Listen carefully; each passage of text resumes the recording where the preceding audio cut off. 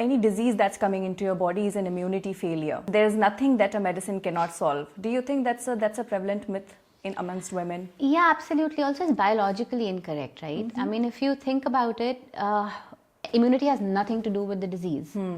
The immune system responds to a disease. So if you look at an example, let's say you've had insulin resistance for years because, and I'm going to take a very simple use case, Okay. right? And also the most common use case, that glucose intake was always higher than your body can manage.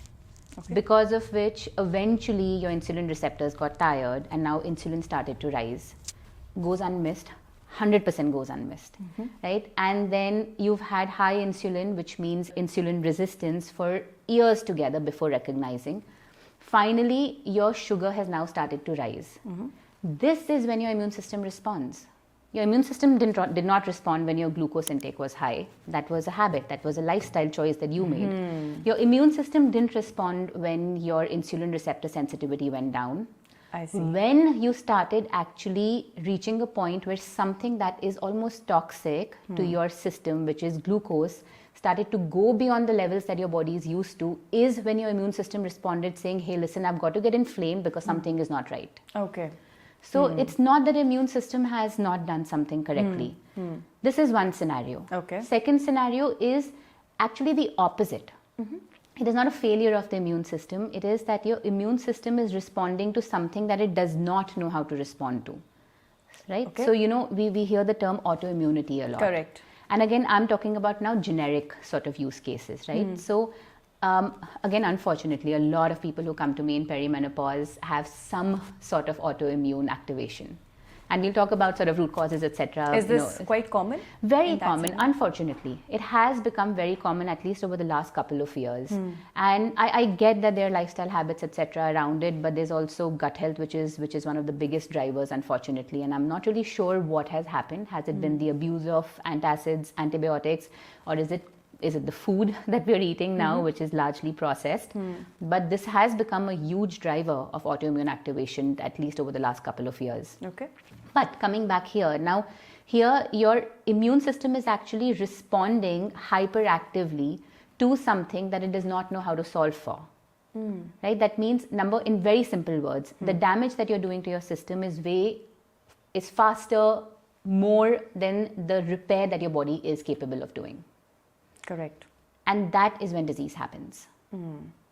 Of course, pathogen, I do want to put a caveat, because of course pathogen exposure, like getting a bacterial viral infection, Correct. Those are different things. Again, not an immune failure. It's sort of an invasion that's happened externally. Your immune system is actually responding to it. Your immunity cells, of course, are coming to your rescue. Absolutely. Can you list certain things that women under their 30s, or let's say below 35 of age, are currently doing, which is increasing this autoimmune breakdown in the perimenopause and the menopausal years? Yeah, in a single, I think in one line, abusing their bodies without knowing it. But if I'm to break it down, I sort of have this pyramid that I like to refer to as, it's simple, it's relatable, so I like to refer to this as the fundamentals of health. The bottom of the pyramid is sleep, which is the largest portion of the pyramid. Then the layer on top of that is nutrition. And then the one on top of that is movement. And then the smallest part on top is environment. Right? Now, if we just stick to this pyramid, we're doing a lot of stuff right. If we start deciphering this a little bit and you look around today in, I think any city, any society that we look at, every single portion of this pyramid is disrupted. Literally every single, let's start with sleep.